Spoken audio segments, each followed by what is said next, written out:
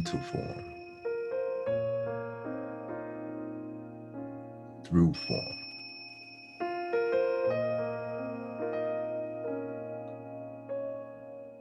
back into form,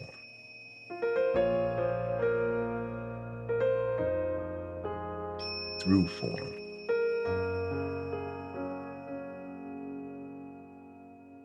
out and back into form immediately, through form,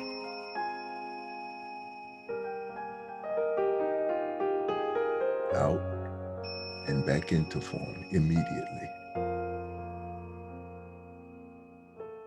through form,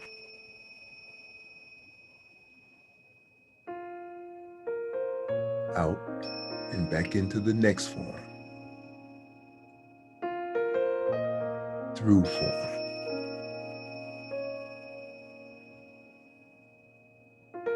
out and back into the next form. This is the cycle of existence for us as microcosmic beings, never ending, infinitely, never dying, simply jumping from one form to the next form, infinitely and forever. The form will expire.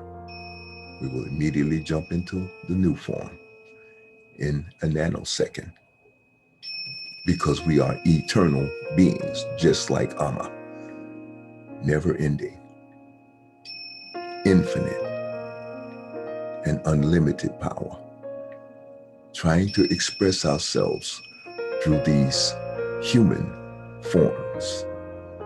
So we'll go out and back into the next form, go live through this form, come to a peak at the top, and then age out. The form will age out. Our microcosmic spirit will leave that form and jump back into the next form. Live through that form. Wear that form out. Leave that form and animate the next form. This is the cycle of existence for us, the microcosmic beings, the microcosmic expressions of the totality, the macrocosmic being we call Amma, endlessly and forever, jumping into form, living through these forms. The form wears out, cannot keep up with us, so we will jump from that form into the next form, endlessly and forever, living through these forms, not to be confused as being the forms. We simply jump from one form to the next form, live through that form. As the form ages out, we will simply transform into the next form, endlessly and forever. This is the cycle of our existence.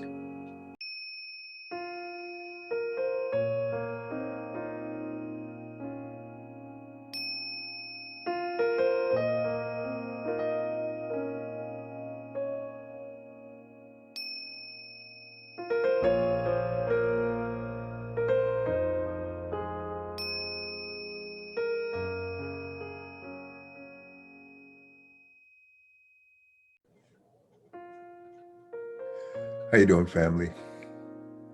Welcome to another Bantu Morpheous workshop. Today is March 9th, 2021.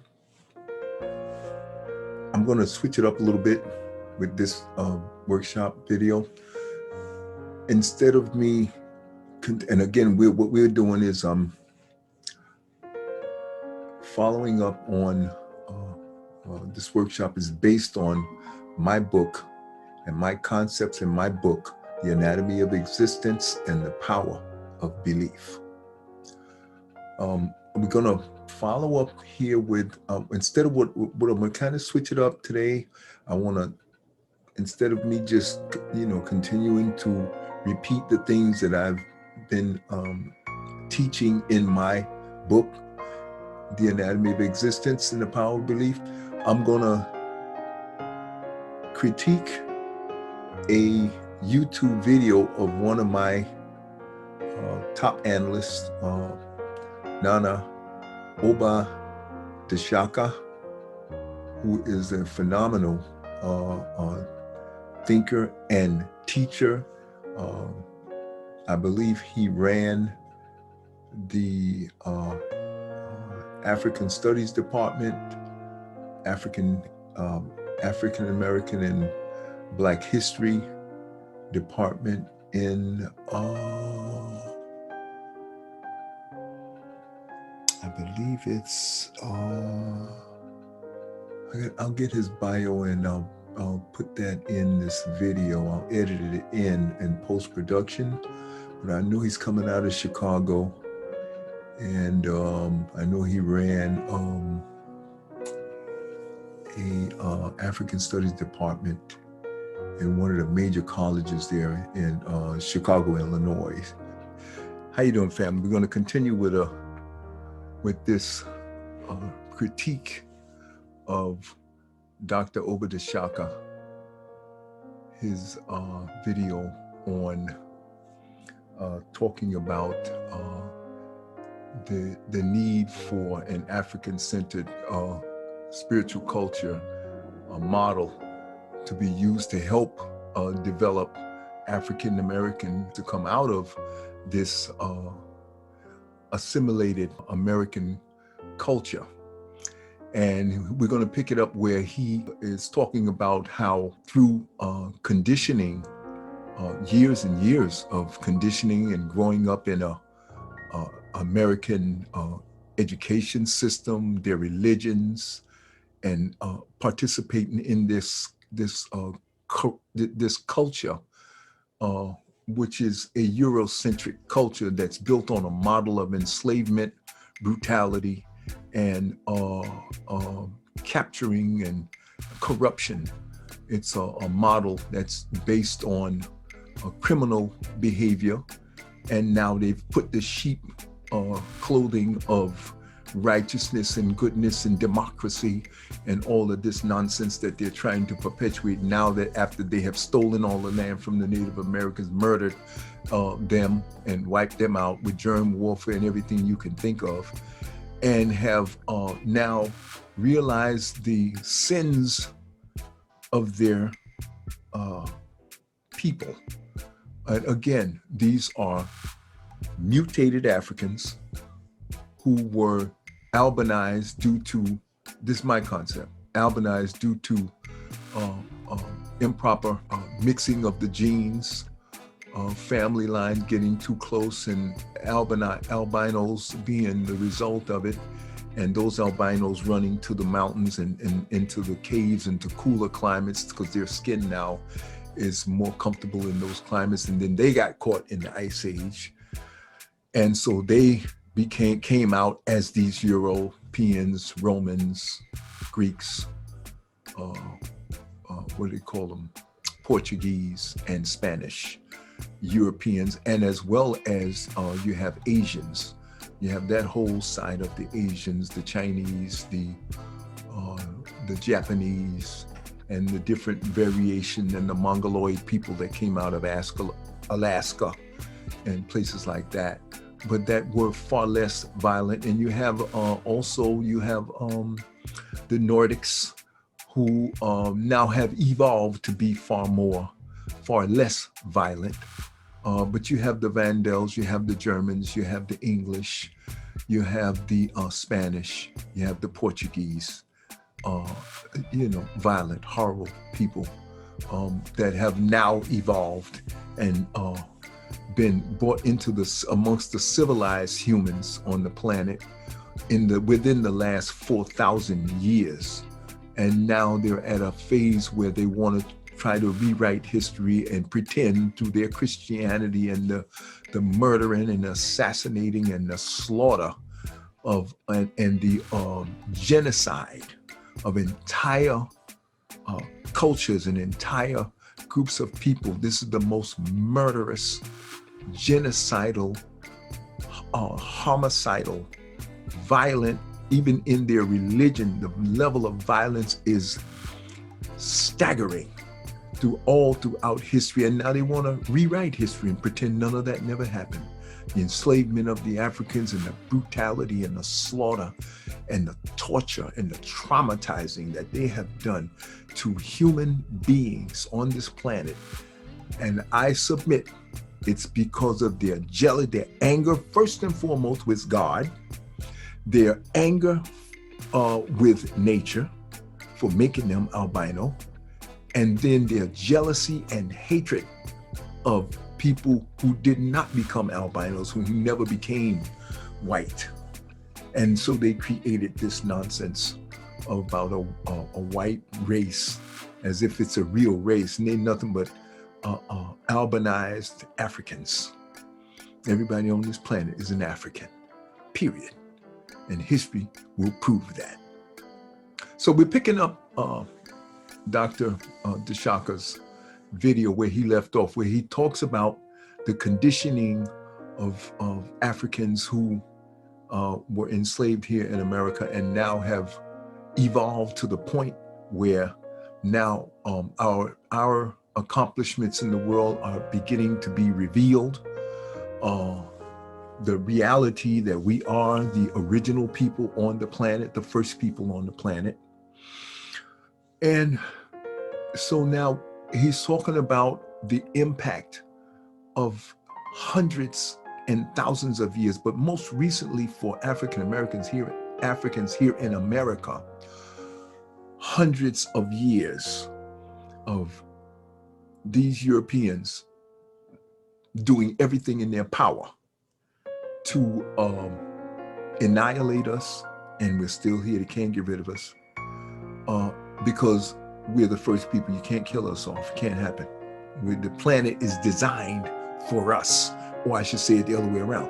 We are designed to survive on this planet. So we will survive where no others will, because we're the original people. And that's just historic, anthropological, and archaeological fact. Scientific fact. This is not an ego or competition thing. This is science. This is what I'm going with. This is what motivates and compels all of my logic and my analysis. Okay, I want to be very clear about that. This is not racial. Okay, but in order to deal with their racism, you got to sound like a racist just to talk about what they have done. They're so barbaric. And you got to face that. And if I were them, I would face it and get it out the way. It's like a junkie. The first thing, the way you're going to cure yourself when you're an addict is you have to first admit you're an addict. And if white, these people who call themselves whites are going to ever get over the horror of what they have done, they have to admit that they are we're horrible people. And they are capable of horrible things. That's what happens when you become a mutate. Then you just got to face that. I'm not picking on you. That's your reality. That's what you have done. It's all in your history, and some of you brag about it. Okay, so just face that. And then we can move forward. Then we can talk about what you need to do in order to get back to black, which is where you have got to come to if you want to survive on this planet. Okay? So in order to do that, yes, you have to do the Meghan Markle, Prince, what's his name? You have to do that. You have to breed with people of color. That's the only way you're going to survive. All these other machinations, all this white supremacy and all this Trump crap is going to get you nowhere. And African Americans and black people around the world, you have to understand that this is their plight. We are spared all of that. And in spite of their jealousy and hatred of us, you have to face the fact that these people are our brothers and our sisters, and they're fellow human beings. They're in the human form vehicles. that have, now I'm getting more into now the cosmological part of my book, which is the anatomy of existence and the power of belief. And the foundation of my book is beyond race. I'm just dealing with that because that's what Professor Oba D'Shaka is dealing with. But we're beyond race here in this. My book is way beyond race. I deal with the pure raw science of cosmology, of the microcosmic spirit that is extruding and trying to express itself, working to express itself through these human form vehicles. Now that's pure raw science, cosmology, okay? Race has nothing to do with this. Even white people who call themselves quote unquote white, who have invented this thing called white, they too are nothing but microcosmic beings working to express our perfection through all these diverse types of human forms. Now that's the essence of the anatomy of existence that I am talking about and working to enlighten the world about, okay, in my book. So when we look at it from that perspective, what I want to do in this workshop is now take Professor Dr. Oba D'Shaka's work and do a comparative analysis and try to draw correspondences when in his speech here, he's going to draw these, he's going to make these connections, connect some dots here or cross some points where I can now show and demonstrate the validation of what I'm talking about in his speech. And he is way more articulate and 1,000 times more learned than I am. I'm just a person, I have these 2 or 3 perspectives, 2 or 3 elements of my thesis that is my book. And then I want to take his more experienced learning and look at his teachings, and we're going to go ahead and start to do a comparative analysis so I can make and validate, show where I can validate the thesis of my book, and talk primarily about the anatomy of existence. The power of belief may weave in and out.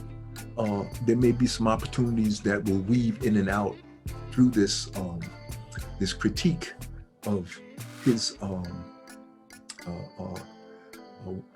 video here. Okay, so let's get started. And in the beginning of this video, as I have always done with each one, I am showing you my graphic, animated graphic visualization that demonstrates graphically my concept of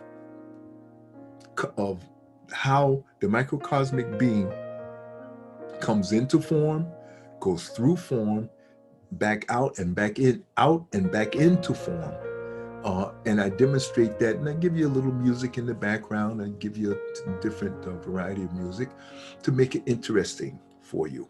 But the concept is what I want you to understand. This is my view. This is what I have concluded with my 45 years of research, meditation, and work that I've been doing on myself primarily, and as well as making connections and validation with my study in African history and African and American history. Okay, so let's pick it up. I just wanted to give you that explanation about the intro that will be at the beginning and at the end of each workshop and video that I offer to you. Okay, here we go. In the piece that I did on the spiritual blues and a few other pieces, I've referred to that. In fact, there's a speech on the militant legacy of Martin Luther King where I make reference to that. And I'm so glad to be beyond that. But we have a lot of people that don't even know they're on remote control, because that's the nature of this system. It's like puppetry. You know, you're dancing around and you think you're doing your own dance, and someone else is pulling the strings. In this case, the strings in your mind. So this distortion of our identity has had an effect on us as a people. But there's a second problem, and this is the one that I'm going to spend more time on in this discussion. And that second problem has to do with what the Greeks did. We often talk about how the Greeks basically followed Kemetic philosophy. George James's book, Stolen Legacy, argues that Greek philosophy was stolen Egyptian, and we now call it Kemetic philosophy. Kemet meaning land of the blacks. That's partially true. Plato was educated in Kemet, and his best teacher, Pythagoras, spent over 21 years in the mystery systems of Kemet. And a number of other important Greek thinkers were also educated in Kemet. But the Greeks had their own distinct worldview. And it, along with the Indo-Aryans in India, shaped the foundation of Western philosophy. And one of the things that the Greeks were particularly good at, and Westerners in general were, I think in part because they were the last to be civilized of the human groups approximately 2,000 years ago. And so they had a material view of reality. And so what they saw was the outside of things. And so they assumed that that was all there was to it. You see a tree, that's all it is a tree. Their art reflected the materialization of art. In other words, it reproduced exactly what something looked like. Now here, Dr. Oba D'Shaka is talking about a microcosmic being when it becomes, first of all, when it has not been awakened and reminded of what it is and what situation it's been brought into, AKA enlightened or educated. And what I say is reminded, because we already know, we just have to be reminded because we're microcosmic beings. We don't have the eternal memory of Amma. Amma doesn't have to try to remember because Amma already knows everything, and Amma can never forget. But we as microcosmic beings forget because we come in contact with this human form vehicle, and it carries memory for us on a conscious level. Okay, we have to get deep into meditation to be able to tap into our subconscious memory, which is available to us, but there's a barrier between it that Amma has set up in order that we have the illusion of individuality. This is my concept.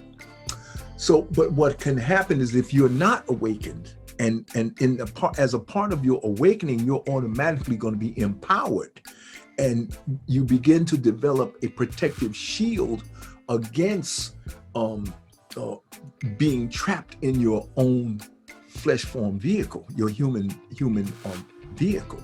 This can happen because, as I say in my book, the instinctive intelligence of the human form vehicle is going to, if it's allowed to gain more control by the age of 21, then you, the microcosmic being, can become trapped within your own form vehicle, and then you will simply won't be able to stop the flesh form vehicle from becoming a barbaric, brutal, and it will make all kinds of horrible mistakes and assumptions and make horrible decisions.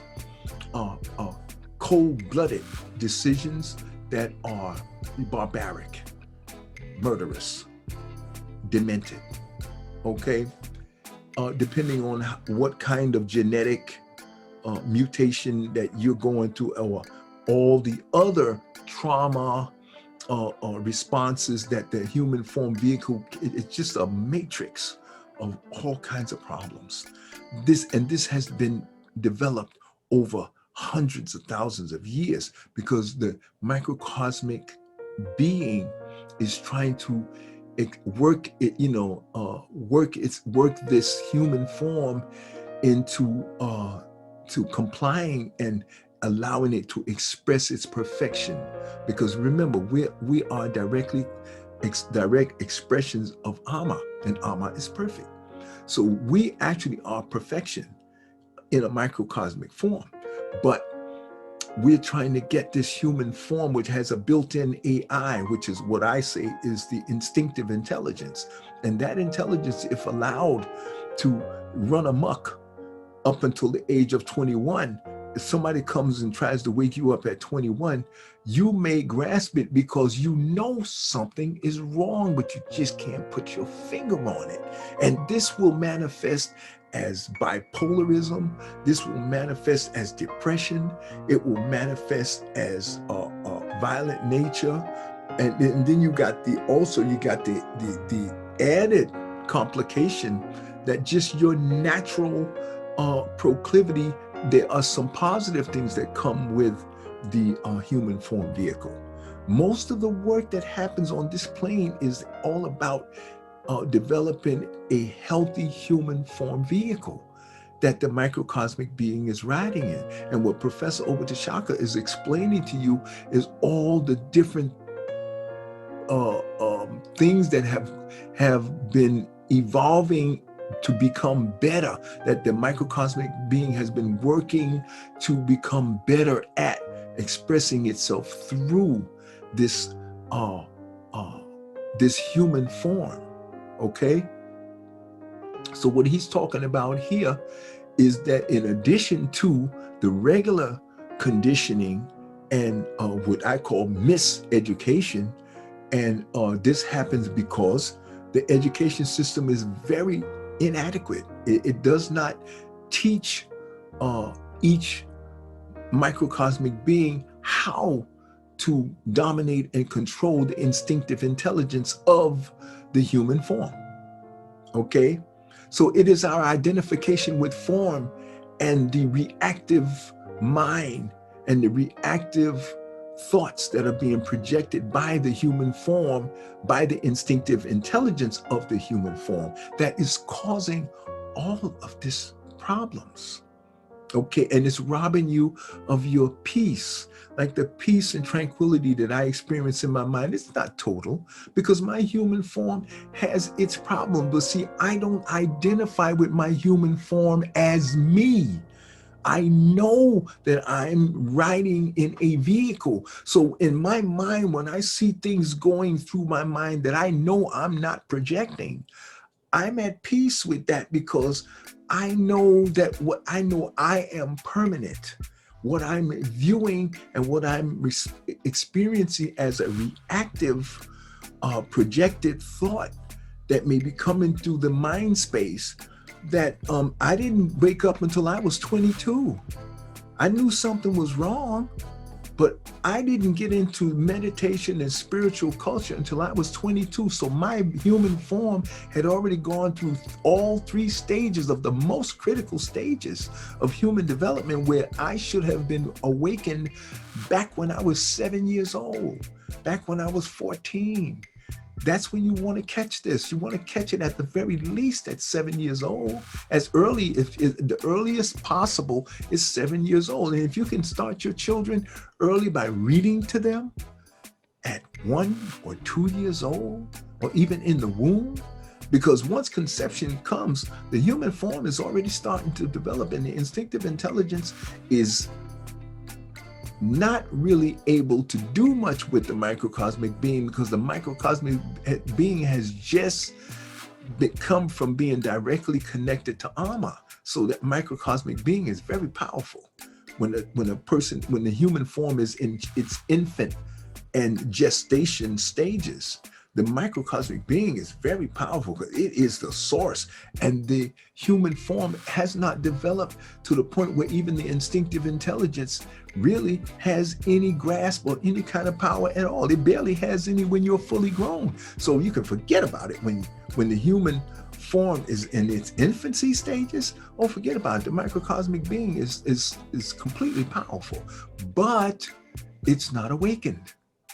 See, it hasn't been awakened. So it really can't extend much control. It can barely operate the limbs and the vocal cords and the sights and all of the different senses. It can't operate much of that at all. And it has to be awakened. Okay. So what Professor Oba D'Shaka is talking about here is he's putting more meat on the bones when it comes to talking about how the human form has gotten so out of control. And then you have the ice age that hit the mutated ones, and they're the ones that are now attacking, and they're angry at nature and they want to destroy the planet. They're angry at God, so they're going to tell all kinds of lies about God. Poor Amma. Amma has no, in their language, they call it God. Amma for us as Africans has no hope of gaining any respect or any, and Amma doesn't care, by the way. Let me add this little caveat in, because many of you will probably be saying, well, if Amma is so almighty and all this, why doesn't Amma strike them down? See, you're buying into their cultural vocabulary and their nonsense and their insanity. Amma doesn't have to do anything, because there's nothing you, I, the planet, a universe, a galaxy, or anything can do that Amma would even be concerned about. Amma doesn't even recognize that you're even upset. You're such a nanite. Amma don't give two shits about anything that any angry, mutated Black person it even holds in their mind.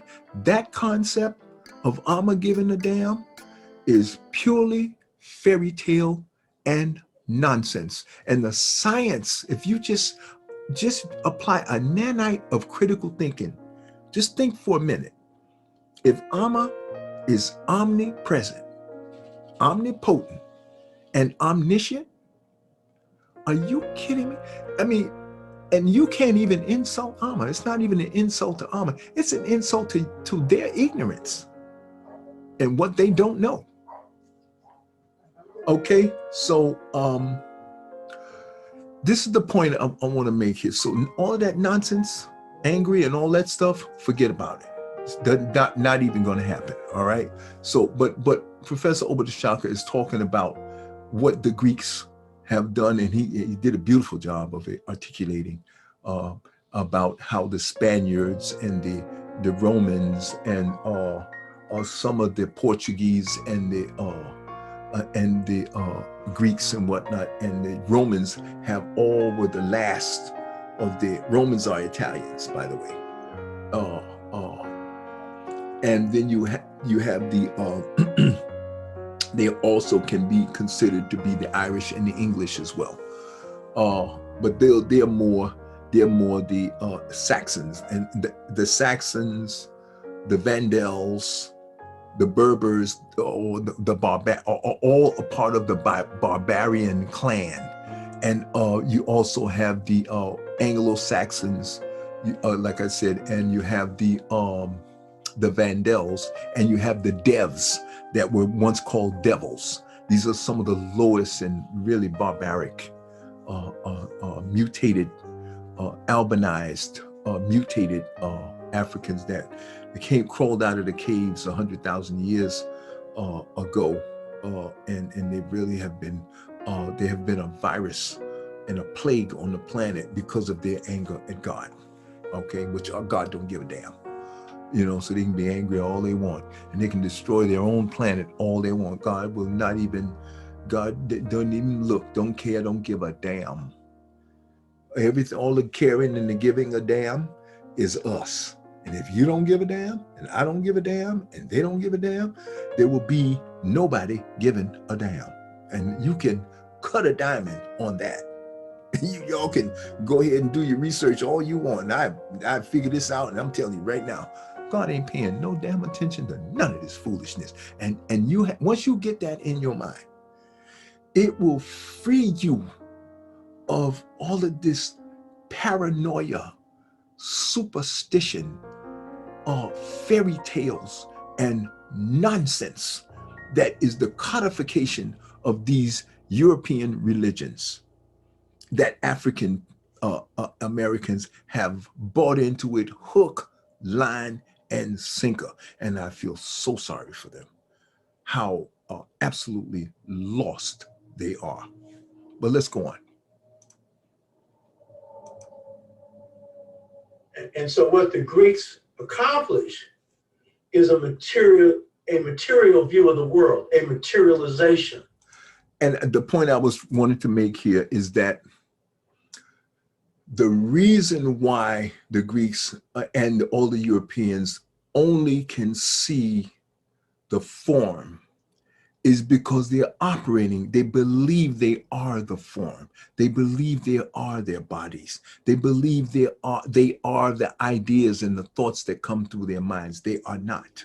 They don't know that they're microcosmic, spiritual, eternal beings. They don't know that.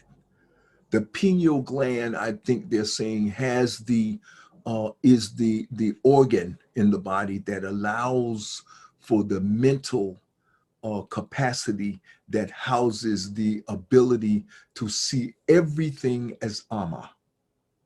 It's almost like, look at the movie Matrix. When Neo finally wakes up and he realizes that he is not the Matrix, he is within a matrix, then he can see the Matrix is actually the human form, okay? And Ama is the human form as well as everything else. But as a microcosmic being, you have the ability to have the illusion of separation. So therefore you can see yourself as separate from the form. So when Neo looked around and all he could see was digits, that is the symbolic or metaphorical concept of you as a microcosmic being waking up and now realizing where you are and that you are in a matrix that of the human forms and of all forms, okay? That's symbolic of what that meant, okay? So, and that's what Professor Dr. Oba D'Shaka is talking about here, is that the Greeks were incapable of seeing things as Ama, and you are Ama. So therefore, there is a unification of all things with you. The Europeans, they lost that. They're more left side. They see everything as separate. They see everything as an object. They see a human being as another object. They don't see them as a brother, a sister, a fellow human, a member, a part of God that we all are, and that we have this unique this whole concept of cosmology they don't have. A lot of them are getting it. They're moving towards it, but the vast majority, millions and millions of these, we call them walking dead people. They are so confused and miseducated that they can become very dangerous and barbaric, and they will destroy the entire world in their ignorance. Okay, keep that in mind. Let's go on. Of the world. And while some Greek philosophers and thinkers drew from their African legacy and from some of their own earlier traditions that were spirit-based, by and large, their view of the world, their view of nature, was a material view. And this material view was devoid of spirit. And so the Greeks succeed so well that today what you see is the Western model, it's basically a model free of spirit. And so this is a project that I call despiritualization. That is taking spirit out of things. It doesn't mean it's removed. It means that you think it is. And as you think, so do things seem to be. And that is the Western view. So what we see today is we have three big problems in the world, two of which we're aware of. One is the problem of racism, or what Dr. Bobby Wright calls the psychopathic racist personality. And it's embedded in everything. The second one is capitalism. Some of us don't see that as a problem because we identify with it. We're hoping to get the goodies and do well, not just get a house and a car, but really get rich. That's what. So what Professor Oba D'Shaka is talking about here is racism, capitalism, and he means this corrupt form of using people and things as commodities and objects. And again, this is the objectification of people and things as just things to be used. And this is the part of the segregative mindset of the European culture.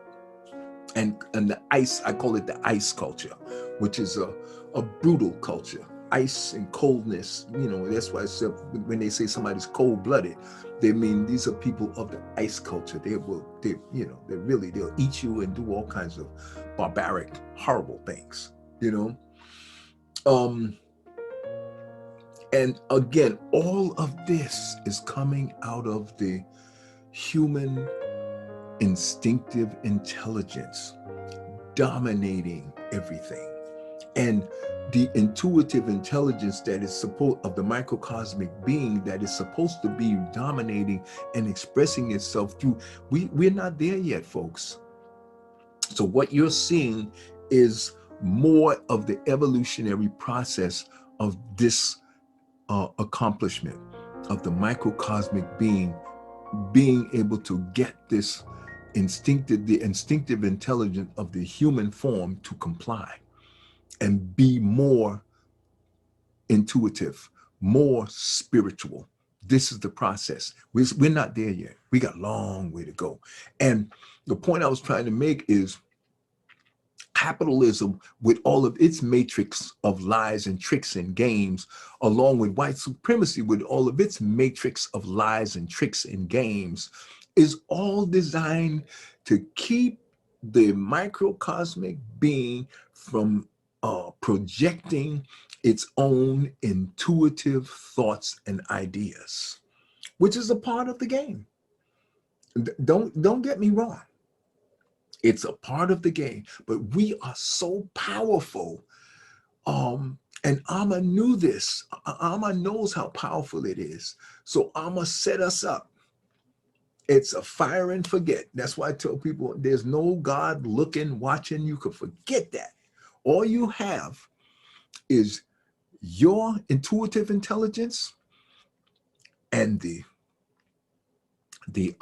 manifestation machine that you have to use the law of attraction and auto-suggestion in order to manipulate matter in order to get what you want in this life. Okay, that's all you have. Okay, and you can't die. We can't die.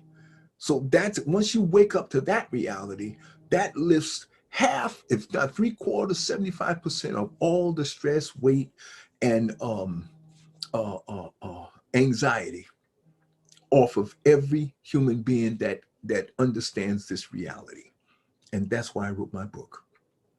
Once you come to grips with what you are, that you can't die, that's 75% of the battle. Dealing with white supremacy, capitalism, and all this other nonsense, it is easy. It's a piece of cake. It's a piece of cake. But see, now it's going to take us about another 100 to 400, 500 years to get this into full play. But we have the internet now. We have so many advanced machines and technology. Yeah, we may be able to get it done a lot sooner than that. And I got a feeling we will. Because we're on to something here now. We're on the awakening. We're into the awakening. And this may be a quantum leap in intelligence and awareness and insight and wisdom. And it will, you remember, you're a microcosmic expression of Ama, the most powerful entity in existence, over existence. Okay? So let's move on and let's see what else Professor D'Shaka has to say. Dr. Oba D'Shaka. We hope. And a lot of us have no idea of anything other than capitalism, so it's understandable that some of us would think that capitalism isn't really a problem. Except that if we look at the state of the world, since capitalism has been firmly implanted in the West and then exported throughout the world, we see a system where the very few are rich and the rest of the world is poor. 140 million people in the United States live in poverty. That's almost half the country, and a huge number of children. The average person on the planet today is living on $2 a day, $2 a day. And every time the West can loan an African country or some other country of color money, as you saw in the show that I did on why are African families weaker than since independence, then their mission is to reduce them to further poverty by always cutting back on the few things that make it possible for people to eat, like subsidies and things like that. And so we see today that 6 people on the planet own half the wealth of the planet, 6 people. And in fact, Jeff Bezos, who's so stingy that he was stealing from his employees' tips, has more wealth than a good part of the planet. So those two problems, racism and capitalism, those are problems. Now, you may not think so, but if you haven't begun to see what's happened with COVID-19. COVID-19, Black people have lost 2 years of life expectancy. Latinos have lost 6 years of life expectancy. Now, that is a very unusual thing. Now, of course, white workers have lost 4 years as a result of the 2008 crash. That's one of the reasons why Trump got in office. It wasn't just racism, he had fake populism. He promised that he would address those issues. And some of them still believe he will, even though all he did was get in bed with the rich once he got in office. So capitalism is clearly a problem. And when we talk about models for just society, these have to address those twin evils, racism and capitalism. But the one that we have not identified, because one of our failures, and particularly of our scholars and our people, is that we have been very focused on racism, what we call white supremacy, a term I don't use because it's no longer accurate. Whites are in decline. They're no longer supreme in the world. Yes, America still has more power militarily than any other nation on the planet, but they're in decline. And whites are in decline numerically in this country and will soon be supplanted by Black, brown men, and yellow people. That's the meaning of the defeat of Trump, and that's the meaning of the victory in Georgia, which they're doing everything to reverse now through more gerrymandering, more vote rigging, and everything else. So whites are in a position of decline, and what we have to understand is it's led them to a panic button. So these are realities that we know. But what we don't know, because we haven't studied the Aryan or European mind, is we don't know their philosophy, except for a few of us. Their scholars know it. Most of us have not studied their philosophy. And European scholars that have see it from their perspective. We see it through the eyes of Africa and the eyes of Afro-America or the Caribbean or South America or Europe, wherever we are. We see them through those eyes, and that's a different view of them than they'll get of themselves, and I think a more accurate view. So, okay, now, and this is what I absolutely agree with Dr. Oba D'Shaka there. This is what I've said. Africans who have been traveling all over this planet for hundreds of thousands of years. Before they came out of, the mutated Africans came out of the caves. Now, we have our trauma and we have our work on ourselves that we have to do. But what Europeans, the work that they have to do, the guilt that they're going to have to face, that they're terrified of more than almost anything else, is to, in order to embrace the moral reality of their barbarism and their murder and their destruction of the planet and their demented sickness and the evil that they have perpetuated and continue to perpetuate. In order to face that, the guilt of that is what they're running from more than anything else.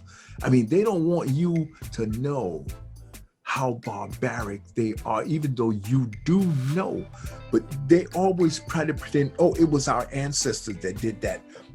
It was these other people who did it. It wasn't really us. I mean, we have changed now. We're better now. So we don't have any guilt. We don't have any response. We don't have to pay any reparations for anything that our ancestors did. I mean, of course, we make all of our wealth that we have as the result of enslaving and murdering and slaughtering everybody on the planet. But other than that, you know, they want to oversimplify this thing. They have to oversimplify this. They don't want to have to pay for what they've done. And they don't want to have to face the guilt of what they have done. Okay, so you got to keep that in mind. You got to keep that in mind. That's why they are fighting so hard. They're not fighting because they're worried so much. They are worried about being annihilated as a species, because they really believe they're a species. They're not a species. The only species there is humans. That's it. Though that they happen to be of a lighter shade may be all well and good, but even that is recessive. When you look at it scientifically, you're going to see, genetically, you're going to see it's recessive. It can never continue to make it. Okay. But the thing is, a lot of us have no problem facing that, but they have a lot more work to do than we do, folks. That's why they tried to enslave us, and they try to do everything they can to make us believe. Again, now this is the thing in my book, the power of belief. They will create all these distractions, white supremacy. They're going to come up with historical lies. Then they got the Christianity. If they don't get you with the white supremacy, they get you with the Christianity. And you think you did something. They're going to get you with that. They get you with the buying into and assimilating into their culture. And then they you know, if they're going to get you one way or another. And after a while, you know, you're born into this stuff, the young people. So they're terrified to come out of this matrix of lies. So they don't know what to do. They've been in the matrix so long, they're terrified. Okay, look at the movie Matrix. They had that one guy who wanted to be plugged back in. Because they think they don't have to, they realize they're going to have to do some work. They don't realize that once you wake up to the reality that you can't die, And that this form you're driving in is like a car, it's like a shoe. You get, it wears out, the heels wear out and the holes start busting, and you take it off and you get another one. Now that's a reality that, I'm sorry folks, once you come to grips with that, if you can't see the salvation in that one reality, then you have to look at a lot more movie and you're gonna get it. Let's move on. The third problem that affects all of humanity, that includes white humanity, is the Aryan mindset of despiritualization. And despiritualization is another way of saying identification with form as the only true reality, that you are your body, that a tree has nothing to do with you because you are only your body. You're not a spirit that's riding in a body. You are your body. You are the mind. That's why people are terrified of death, because they actually believe they can die. They don't realize the body dies, and it takes all the memories and everything that has to do with this particular episode of your human experience. And so you're so interwoven as a microcosmic being into the interface of this human form that you actually believe you are this human form. And therefore you believe you can die too when the human form ceases to be functional. And that is nothing further from the truth. You cannot die. You are Amma having a human experience, and Amma can't die. Okay? That's something you're just going to have to learn to accept. Because as I said before, despiritualization means on the intellectual level, seeing things being devoid of spirit. That is basically what despiritualization means. So, and another thing I want to point out here too is the despiritualization is also a rejection of the microcosmic or the intuitive intelligence of the microcosmic being by the instinctive intelligence of the human form. So there's that joust. There's the human form is trying to pretend that the intuitive intelligence and the microcosmic being that you are yourself doesn't exist. You are him. The instinctive intelligence of the human form say, no, you're me. I am you, you are me, that's it. There's nothing else outside of us. Spirit, that spiritual nonsense, all that oogie boogie, spiritual God stuff, all that don't exist. All you have is what you see right in front of you right here, that's it. There ain't no spirit, none of that stuff. That's what he's saying about the despiritualization. But that is nothing more than the instinctive intelligence that I talk about in my book, dominating and taking control, because getting out of control, because again, the intuitive intelligence that the microcosmic being uses, that is you, that you use in order to control and dominate the instinctive intelligence of the human form. If you allow that human form to get big and bad and out of control, and you haven't dominated it early, then this is what you're going to get. The instinctive intelligence try to pretend you don't even exist at all, because that means you're going to have to give up some control. Let's move on. Seeing nature being absent of spirit, only seeing a tree or animals or inanimates, a rock. And therefore, these things are devoid of spirit. Quantum physics tells us clearly, and anyone who has any kind of connection with their own spirit, that everything in nature is alive. And this is codified in the movie with Vin Diesel, where he is supposed to be trying to kill Mother Nature. When they call her a witch, they call them witches. You gotta remember, that's symbolic of that movie, of this European Vandals, or whatever they were, the Anglo-Saxons, are going to kill nature. Again, what I told you, they're angry at nature for making them albinos. They're angry at nature for creating the ice age that made them into the vile, filthy things that they have become. So they want looking for somebody to blame. So this is what you see here, what Dr. Oba D'Shaka is talking about here, is another example of that. And everything is full of energy. And it's the energy of the thing that gives it life. And it also makes it intelligent. Okay, there you have it. The intuitive intelligence of the microcosmic being, in the human form is what Professor Dr. Oba D'Shaka is talking about. But the energy that has not been personified as a distinctive perspective as a microcosmic being by Ama, okay, we are the only ones that have that, as far as I know, has that capacity, that distinction, okay? But Ama is in everything, even the human form but we energize this human form. Ama has assigned us to doing this. We were assigned to this. We have no choice, because when Ama do something, it's not a negotiation. And I've said that in my other movie. You got to understand that. And that's why you can take that same perspective when it comes to dominating the instinctive intelligence. You don't negotiate with the instinctive intelligence. You put your foot up his ass and you tell him, get in line. Because that's what Ama did to us. Ama set all this stuff up, and Ama didn't ask no damn permission. Ama said, this is how it's going to be. And that's how it is. And ain't nothing you can do about it. Now get to that. And I love me some Ama. Because you know what? Ama gave me clear, pure boundaries.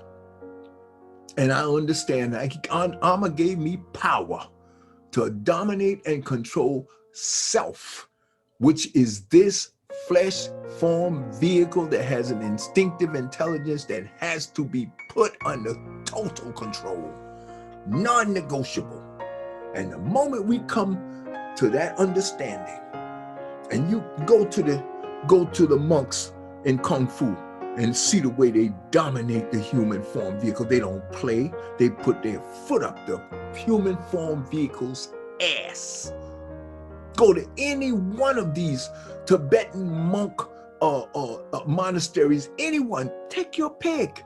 Japanese, you take your pick, any one of them.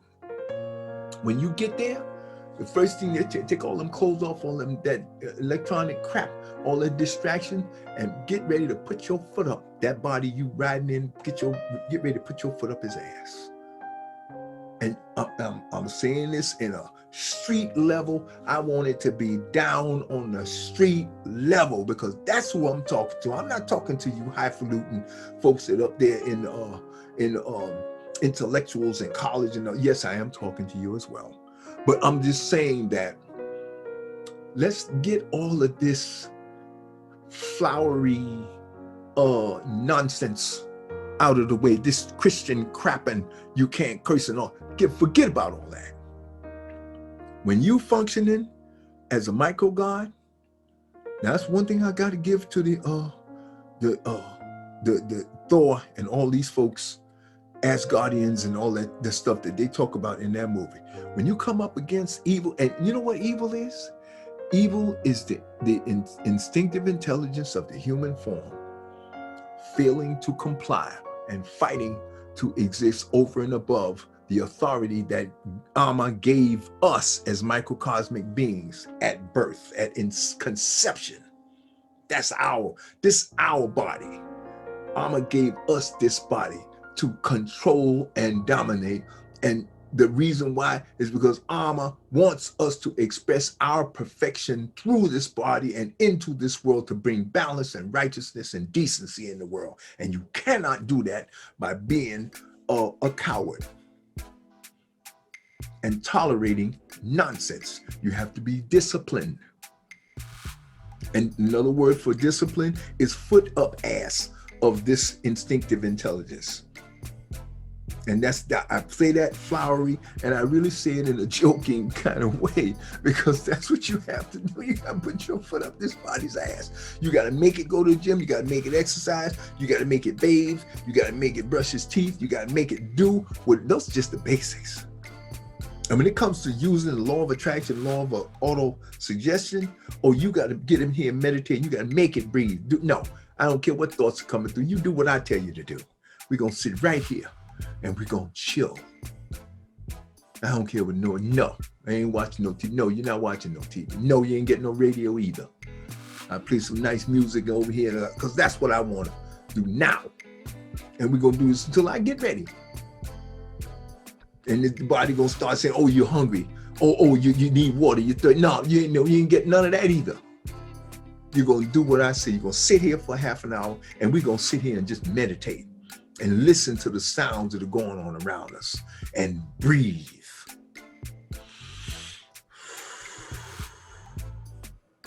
Do what I tell you to do.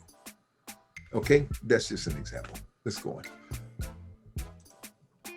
But in the Western view, these things are materialized. So when it comes to science, and I've said this before, I'm not opposed to science. I'm not a scientist, but I certainly respect science. The problem with Western science is their philosophy of science.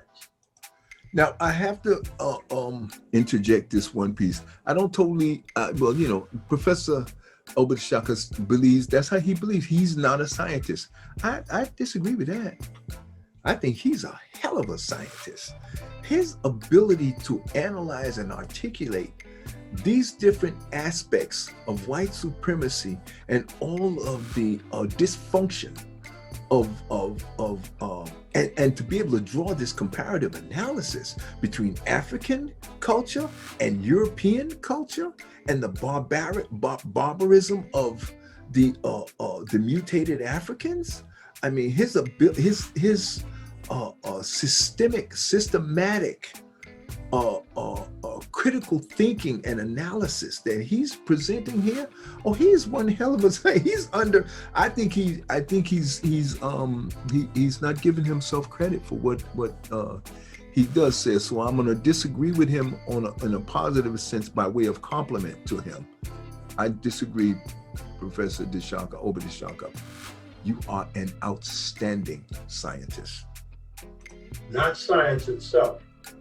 And that philosophy of science, my teacher, Dr. Jacob Carruthers, defined as mad science, because it's a science that seeks to control and dominate.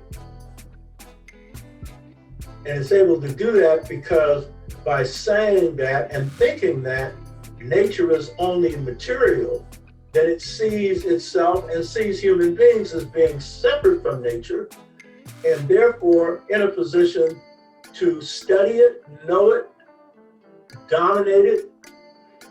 And as the author of empirical science, the science of observation, Francis Bacon said, create a new nature, a monstrosity.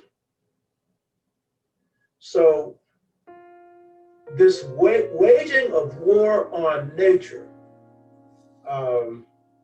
treats Big Mama, Mother Nature, the same way they treated us under racism. And see, there you go. That's what I'm talking about. The anger at God for making them albino, and the anger at Mother Nature for creating and God for creating the ice age that forced them deep into the caves and caused them to mutate even more than they already were. And why they angry that how come they got picked on, and all these, look at all these beautiful Black African women and men sitting out there with their kinky hair and beautiful smooth dark skin and musculature and color and thick lips and nice noses that fit their faces. They're not skinny, their hair is nice and kinky and got energy in it, and we all stringy out here, have no kind of body to it. We got to do all kinds of stuff. Skin, we getting burned, sit out on the beach, nose all skinny and puny, no buttocks, you know, half of them got no booty, no, you know, they really upset. They upset because all the extremities, the penises are teeny because they you can't have nothing sticking out. It's cold, it'll freeze and lop off and break off. So you gotta, everything gotta shrink up. Nose gotta shrink up, lips gotta shrink up, everything gotta shrink up, or anything sticking out will freeze and die. Okay, that's the nature of ice, folks. And they are very angry and jealous of us for never having gone through that. Treats it as a slave, treats it as an object from whose wealth, you know, the earth can be attacked for the benefit of enriching those who are in control of the extraction process. So this despiritualization of nature, which involves extracting minerals, particularly coal and others, has led to the poisoning of the earth and its atmosphere through fossil fuels, producing global warming, the melting of the earth's ice caps. And as a result of that, the rising of sea levels, extreme flooding, extreme weather conditions. Just seen what happened in Texas. Things that would normally occur every 100 years are occurring now every 2 or 3 years. So even the environmental movement that attacks this, and rightfully should, and so, their problem is they're using patchwork methods.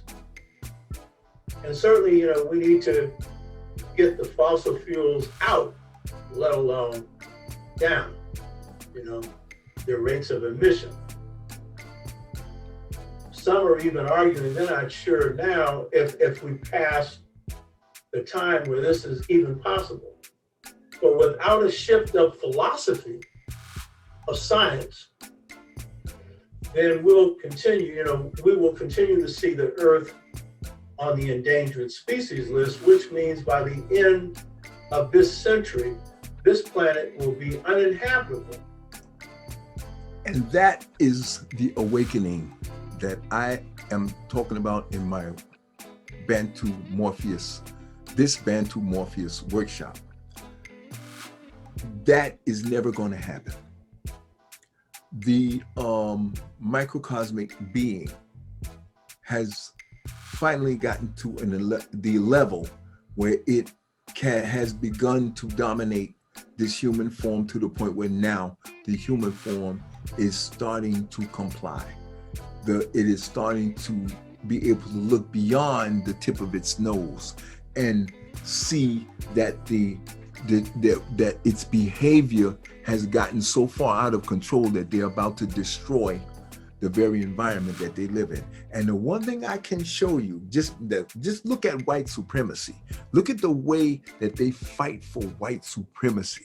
When the human form gets to the precipice of annihilation and not being able to survive, just like they say in the movie, The Day the Earth Stood Still, when even when the whites, when the quote unquote mutated Africans that call themselves white, when they get to that precipice and they see that the world is coming to an end, look at Black Rock. If you, I have a long-term investment channel, and the largest investment firm in the world is BlackRock. They have over $7 trillion in wealth that they hold.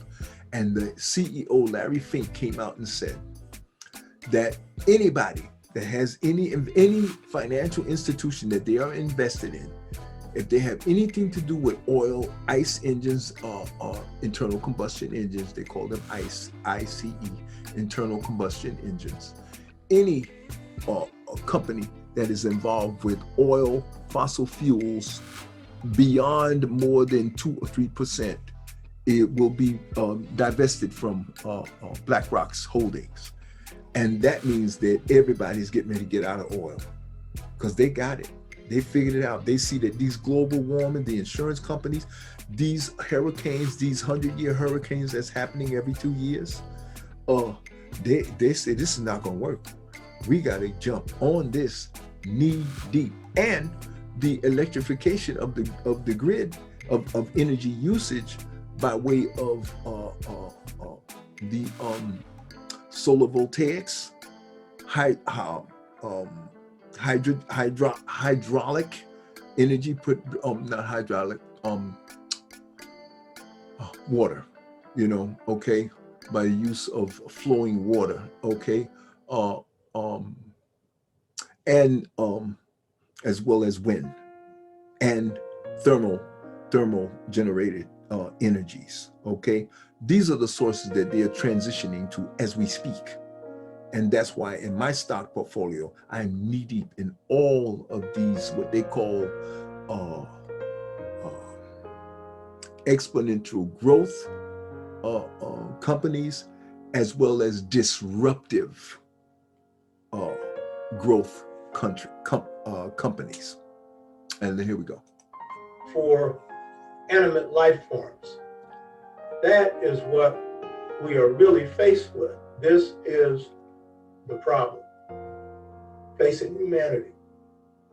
So despiritualization has to be put on the list of the top 3 that affect humanity.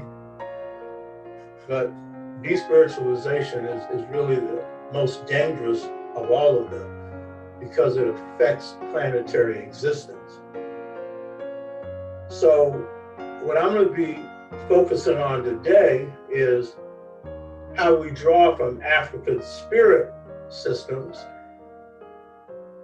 how we draw from systems that come deeply out of the deepest parts of our roots that have shaped the highest levels of humanity, how we draw on them to save the planet, to construct just systems that can be a part of a just society that is coming into being.